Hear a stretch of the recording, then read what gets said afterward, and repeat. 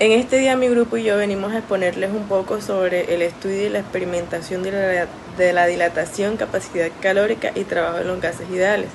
Esto será presentado por Michelle Gómez, John Jiménez, Angélica Ramírez y mi persona Geraldine González. La termodinámica estudia cómo el calor y otras formas de energía interactúan en los sistemas físicos. Esta práctica de laboratorio abordó tres fenómenos clave: dilatación térmica, calor específico y comportamiento de gases ideales, todos con aplicaciones importantes en ingeniería y ciencias aplicadas. A través de experimentos se reforzaron conceptos teóricos y habilidades prácticas útiles para el análisis de procesos energéticos. La dilatación térmica lineal: cuando un sólido se somete a un cambio de temperatura, su longitud varía proporcionalmente según la expresión delta L igual a alfa por L sub 0 por delta T, donde delta L es el cambio de longitud, L sub 0 es la longitud inicial del material, delta T es la variación de temperatura, alfa es el coeficiente de dilatación lineal, una propiedad característica del material. Este fenómeno es clave en estructuras sometidas a variaciones térmicas. El calor específico representa la energía necesaria para aumentar la temperatura de una masa determinada. Se calcula mediante Q igual a M por C por delta T, donde Q es la cantidad de calor absorbida o liberada, M es la masa del cuerpo, C es el calor específico y delta T es el cambio de temperatura. En mezclas térmicas se aplica el principio de conservación de la energía. M subfrío por C subfrío por delta T es igual a menos M subcaliente por C subcaliente por delta T. Y el calor específico del material se despeja como C submaterial igual a M subfrío por C subfrío por delta T sobre M subcaliente por delta T. Los gases ideales y la ley de Boyle. El comportamiento de los gases ideales se modela con la ecuación de estado P por B igual a N por R por T, donde P es la presión del gas, B es el volumen, N es el número de moles, R es la constante universal de los gases ideales y T es la temperatura absoluta. En procesos isotérmicos se aplica la ley de Boyle, donde P por B es igual a la constante. Esta relación describe cómo al mantener la temperatura constante la presión aumenta cuando el volumen disminuye. Este laboratorio se desarrolló en 3 etapas experimentales diferentes, cada una orientada a analizar conceptos fundamentales de la termodinámica, la dilatación térmica, el calor específico de los materiales y el comportamiento de los gases ideales durante procesos isotérmicos. Bien, en este apartado de resultados y análisis de nuestro primer experimento, como podemos observar en esta imagen, nuestro montaje consistió en una barra metálica conectada a un sistema de calentamiento controlado y a un sensor de alta precisión para medir los cambios de la longitud.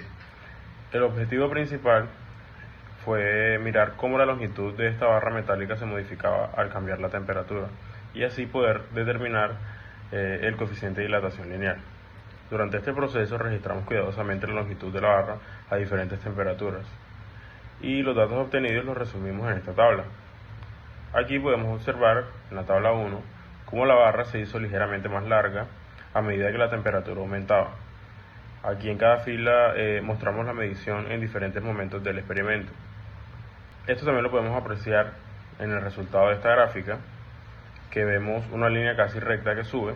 Esto nos muestra como resultado que cuanto más aumentaba la temperatura, más se estiraba la barra, lo cual es lo que teníamos esperado según la idea inicial de la dilatación térmica lineal. En el apartado de los cálculos, lo primero que hicimos fue calcular cuánto cambió la longitud de la barra, en este caso delta de L. Restamos la longitud final de 10 milímetros de la inicial, 1 milímetro, y así obtuvimos un cambio de 9 milímetros. Luego calculamos cuánto cambió la temperatura total y restamos la temperatura inicial de 25 grados centígrados de la final de 33 grados, lo que nos da acá un cambio de 8 grados centígrados. Con estos valores luego pudimos encontrar el coeficiente de dilatación lineal, que nos dice, lo que nos dice es cuánto se estira el material por cada grado que ha cambiado la temperatura y también por cada unidad de longitud inicial. Usamos esta fórmula que está acá y sustituyendo los valores obtuvimos un valor experimental de 1.125 por 10 a la menos 3 grados Celsius sobre menos 1. Finalmente, para saber qué tan preciso fue nuestro experimento, lo que hicimos fue comparar nuestro resultado con un valor conocido para este tipo de material, que es 1.9 por 10 a la menos 5 grados menos 1. Luego, así, calculamos el porcentaje de diferencia usando la fórmula y obtuvimos el valor de un 5.8%. Calorimetría de un cilindro metálico. Para este experimento hacemos uso de una estufa eléctrica, un recipiente metálico con agua y un cilindro de metal. Primero se prepara un recipiente con 339.68 gramos de agua a una temperatura inicial de 26 grados centígrados.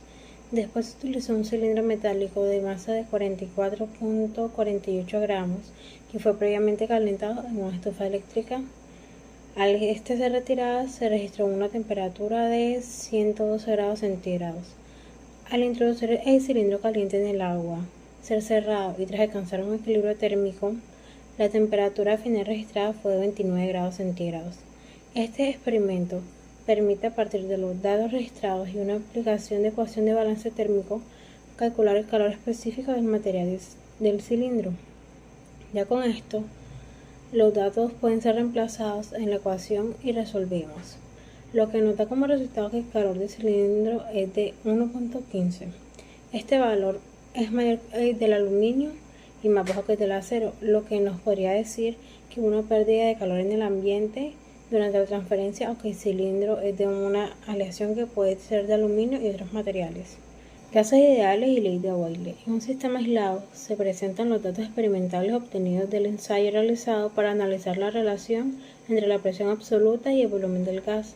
Las mediciones se realizaron variando el volumen del contenido y registrando la presión correspondiente en cada caso. Con estos datos realizamos una gráfica para un análisis en la cual se representa la relación inversa entre la presión absoluta y el volumen del gas medido en el ensayo. Se observa una tendencia decreciente que se ajusta al comportamiento previsto por la ley de Boyle. Se aplicó un modelo de ajuste racional de tipo hiperbólico a los datos experimentales. Los resultados obtenidos validan empíricamente la ley de Boyle, que establece que a temperatura constante la presión de un gas es inversamente proporcional a su volumen. Esta relación se evidencia tanto en la tabla de los datos como en la gráfica, donde el comportamiento decreciente de la presión con el aumento del volumen es claro y consistente, sabiendo que puede haber un pequeño margen de error debido a los aspectos externos al experimento. Bien, en este apartado de discusión de resultados,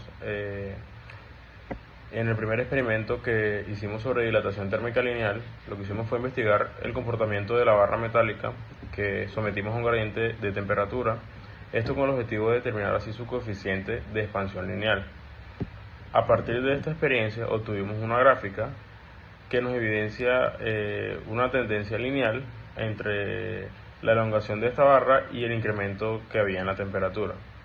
Esto hace concordancia con el modelo teórico de dilatación térmica lineal, sabiendo así que este establece una relación directa y proporcional entre el cambio de longitud de un material y la variación que hay en su temperatura. Esto teniendo en cuenta siempre que se mantenga dentro del régimen elástico y no se alcancen temperaturas críticas y ningún cambio de fase.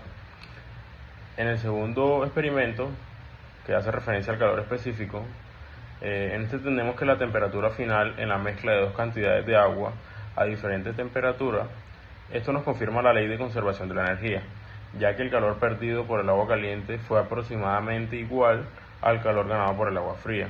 Esto dentro de los rangos de nuestro experimento. Este proceso que hicimos con el cilindro nos permitió aplicar la técnica de calorimetría para así caracterizar diferentes tipos de materiales que sean desconocidos para nosotros. A partir de la temperatura final alcanzada, sabemos que es posible calcular el calor específico del cilindro, lo que nos permitió identificar o más bien confirmar el tipo de material del que estaba hecho el cilindro que estábamos trabajando. En el apartado del tercer experimento, que es el de gases ideales y la ley de Boyle, nuestros resultados obtenidos en este estudio nos muestran la relación que hay entre la presión absoluta y el volumen de un gas, confirmando así el comportamiento previsto por la ley de Boyle, que establece una relación inversamente proporcional entre ambas variables para un proceso isotérmico. A pesar de que pudimos haber tenido distintas fuentes de error como variaciones en la temperatura, errores en la lectura de volumen o de la presión, incluso pequeñas fugas en el sistema de medición, o la dispersión de nuestros datos fue baja, evidenciando un valor de x al cuadrado igual a 78,8, lo que respalda la validez de nuestro experimento. Este análisis nos permitió no solo verificar un principio fundamental de la termodinámica en cuanto a los gases ideales, sino que también pudimos aplicar herramientas estadísticas y gráficas para implementar fenómenos físicos de manera cuantitativa y confiable. En las 3 fases experimentales se observaron comportamientos coherentes con los modelos teóricos de la termodinámica. La dilatación lineal permitió estimar un coeficiente cercano a los valores tabulados.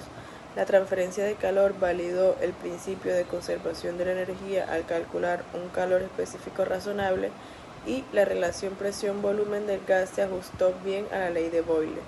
Estos resultados confirman la validez de los modelos aplicados y eficacia del diseño experimental.